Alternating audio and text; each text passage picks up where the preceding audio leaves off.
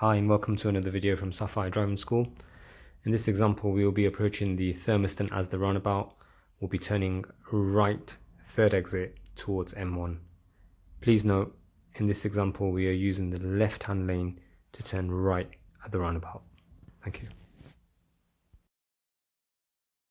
Just to advise, this is a popular test route for the Cannock Street Test Centre in Leicester. As you can see, there is two lanes approaching the roundabout. You may use either lane to turn right at the roundabout.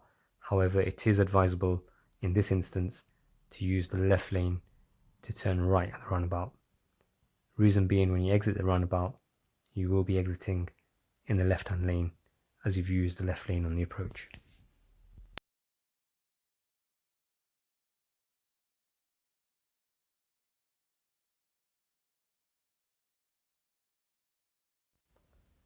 As we enter the roundabout at this point here, we'll be checking our mirrors and keeping to the leftmost lane.